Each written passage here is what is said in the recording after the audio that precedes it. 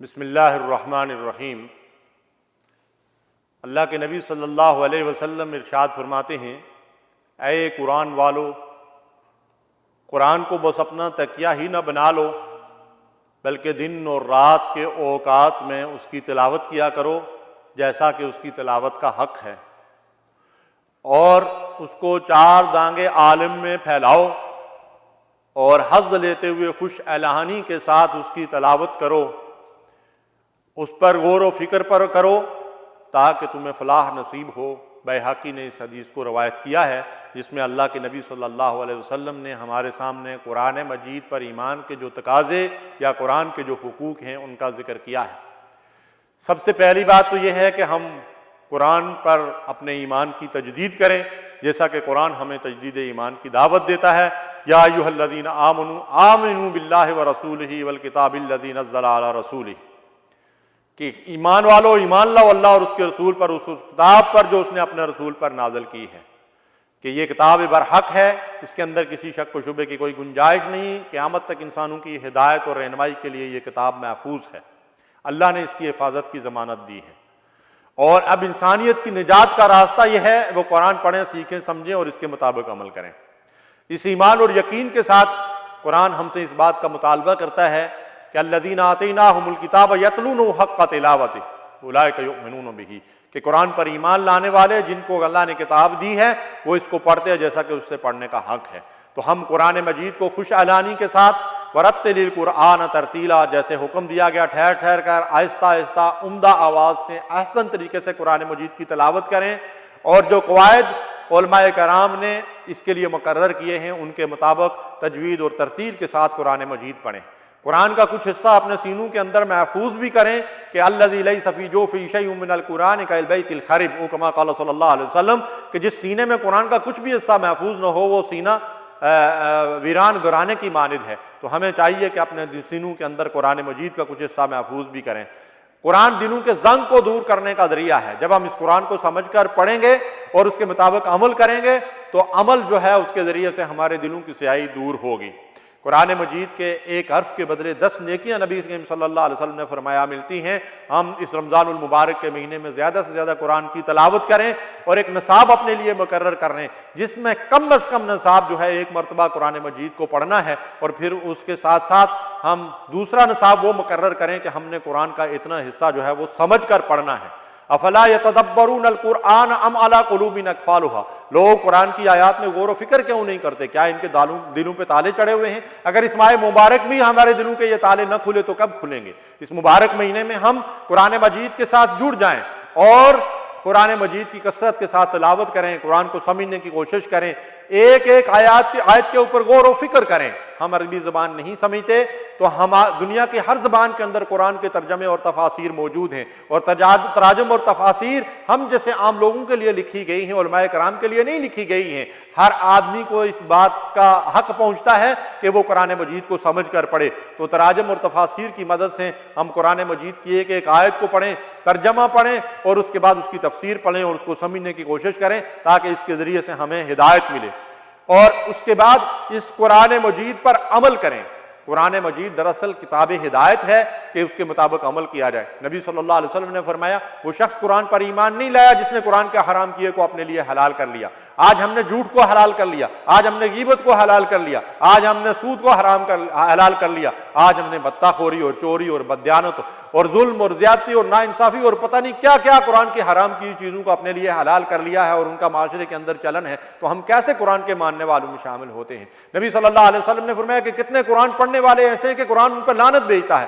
ایک شخص جو ہے وہ قرآن مجید کی تلاوت کرتا ہے، لعنت اللہ علی الکاذبین، تو جب وہ جھوٹ بولتا ہے تو گویا کہ خود اپنی زبان سے اپنے اوپر لعنت بھیج رہا ہے کہ جھوٹوں کے اوپر خدا کی لعنت ہے۔ اللہ تعالیٰ ہمیں اس سے بچائے اور قرآن مجید کو سمجھنے اور اس کے مطابق جو ہے وہ ہمیں اللہ تعالیٰ عمل کی توفیق عطا فرمائے، کہ عمل ہی نجات کا ذریعہ ہے۔ نبی صلی اللہ علیہ وسلم نے فرمایا القرآن حجت لک او علیک، قرآن یا تو تمہارے حق میں حجت ہے یا تمہارے خلاف حجت ہے۔ قیامت کے دن یہ اپنے پڑھنے والے اور عمل کرنے والے کے حق میں حجت ہوگا، اس کے لیے سفارش اور شفاعت کرے گا۔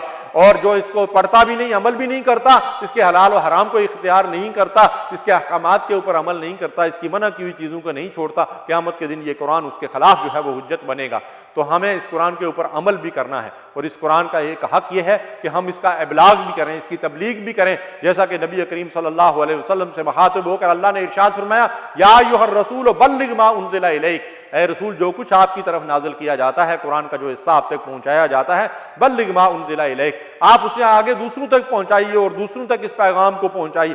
اور فرمایا کہ وَإِن لَّمْ تَفْعَلْ فَمَا بَلَّغْتَ رِسَالَتَهُ، اگر آپ نے یہ دوسروں تک نہ پہنچایا تو گویا آپ نے رسالت کا حق ہی ادا نہ کیا۔ تو محترم سامعین کرام، رسول اللہ صلی اللہ علیہ وسلم نے کما حق کو اس قرآن کو ہم تک پہنچانے کا حق ادا کیا، اور پھر اس کے بعد ہمیں یہ حکم دیا کہ بلغوا عنی ولو آیہ، تم تک ایک آیت پہنچی ہے تو آگے اس کو پہنچاؤ۔ ہر مسلمان فرد و بشر کی ذمہ داری ہے، کسی خاص تنظیم اور کسی خاص اجتماعیت اور جماعت کی یا صرف ملا اور مولوی کی ذمہ داری نہیں۔ نبی صلی اللہ علیہ وسلم نے فرمایا بلغوا عنی ولو آیہ، جس تک ایک آیت پہنچی ہے، ایک حکم رسول پہنچا ہے، ایک حدیث پہنچی ہے، وہ اس کو آگے پہنچانے کی ذمہ داری ادا کرے۔ اس کو پہنچانا امت مسلمہ کی ذمہ داری ہے، میری اور آپ کی ذمہ داری ہے۔ اور پھر اس قرآن کا ایک حق یہ بھی ہے کہ ہم اس قرآن مجید کو اپنی زندگی کا دستور بنائیں، اور اس کو زندگی کا دستور بنانے کے لیے جو جدوجہد ہمارے ملک کے اندر ہو رہی ہے اس کے اندر اپنا حصہ ڈالیں۔ اس کا حکم بھی قرآن مجید کے اندر ہمیں دیا گیا ہے۔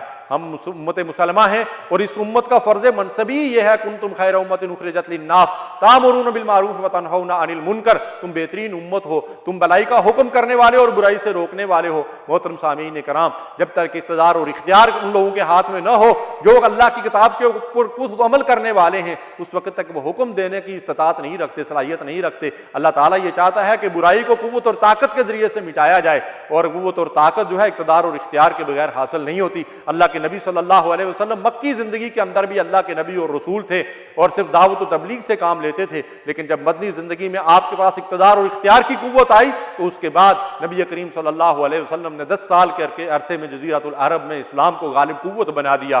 اللہ کے نبی صلی اللہ علیہ وسلم نے ارشاد فرمایا کہ اللہ تعالیٰ ان چیزوں کی تلافی قرآن کے ذریعے سے جن کی تلافی نہیں ہوتی، قوت اور طاقت کے ذریعے سے ان کی تلافی کر دیتا ہے۔ تو ایک ہاتھ میں مسلمان کے قرآن ہو، دوسرے ہاتھ میں قوت اور طاقت ہو، تو پھر دنیا کے اندر عدل و انصاف قائم ہوگا۔ اس عدل و انصاف کے قیام کا حکم اللہ تعالیٰ نے اہل ایمان کو دیا، نبی صلی اللہ علیہ وسلم کو دیا تھا۔ نبی صلی اللہ علیہ وسلم نے ایک اسلامی ریاست کو قائم کیا، اور پھر خلفائے راشدین کے دور میں اس اسلامی ریاست کو مزید وسعت دی گئی۔ آج دنیا کے اندر کہیں اسلامی ریاست قائم نہیں ہے، کہیں مسلمانوں کے لیے قرآن زندگی کا دستور نہیں ہے۔ اللہ کی یہ کتاب ہم سے مطالبہ کرتی ہے ادخلوا فی السلم کافہ، پورے کے پورے اسلام کے اندر داخل ہو جاؤ۔ پورے کے پورے اسلام میں داخل ہونے کا مطلب کیا ہے کہ قرآن مجید نے جو نظام زندگی ہمیں دیا ہے، جو لائحہ عمل ہمیں دیا ہے، جو احکامات ہمیں دیے ہیں، جو قانون ہمیں دیا ہے، اس کے مطابق جو ہے وہ فیصلے ہوں۔ ہماری عدالتوں کے اندر فیصلے کیسے ہوتے ہیں؟ انگریز کے کالے قوانین کے مطابق عمل ہوتا ہے، جبکہ قرآن یہ کہتا ہے وَمَن لَّمْ يَحْكُم بِمَا أَنزَلَ اللَّهُ فَأُولَٰئِكَ هُمُ الْكَافِرُونَ،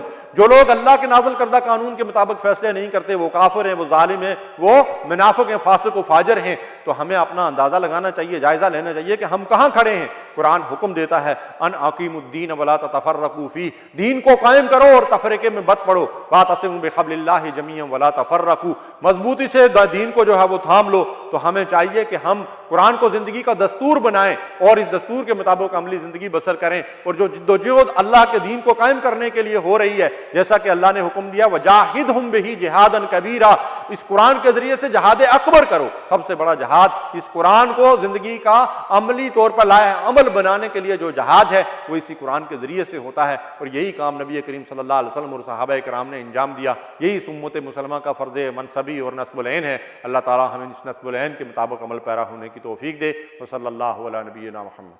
اللہم صلی علی سیدنا محمد وعلی آلہ وصحبہ وسلم۔ اللہم صلی علی سیدنا محمد وعلی